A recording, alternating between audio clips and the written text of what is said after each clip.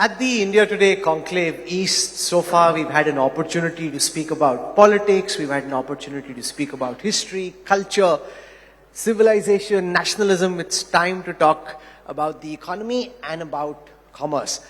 And how we can look at the India growth story at this moment, and especially in the context of what's happening in the eastern parts of India. And we are delighted to be joined by the chairman of the Sanjiv Goenka Group, Mr. Sanjiv Goenka. It's fantastic to have you with us, and thank you once again for joining us here at the India Today Conclave East. I want to start by getting your macro sense of the India story as you see it from your conglomerate in terms of how we are on the back of the pandemic, because there are lots of global headwinds that we are facing. The Russia-Ukraine war, interest rates which seem to be rising with no bottom and with no defined top which is clearly visible, and we've got a time where inflation rates are continuing to rise very much. So how do you see all of this impact the India growth story from your prism? I think the headwinds in the global economy definitely impact everyone, including India. But having said that, we are in a much better position than any other country, or most other countries. And I think the internal story is completely intact. The confidence is high. The stability is strong. And I think some investments have been announced. Some more will probably be announced.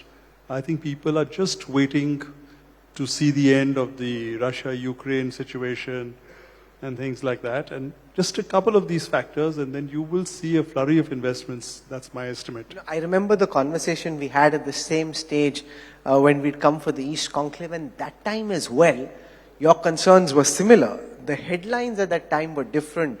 They had to do with the pandemic and the uncertainty on account of the pandemic. But this lingering uncertainty, previously on account of the pandemic, now on account of interest rates, inflation, the war, and the impact that this lingering uncertainty has on investment plans for corporates such as you. Any kind of uncertainty definitely impacts the sentiment.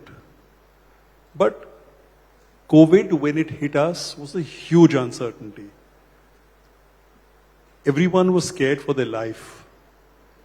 Today, it's a political situation internationally. The Russia-Ukraine war, the impact it has on the oil prices, the impact it has on the inflation. I think the investment plans are drawn up by and large, but I think people are just waiting to announce it.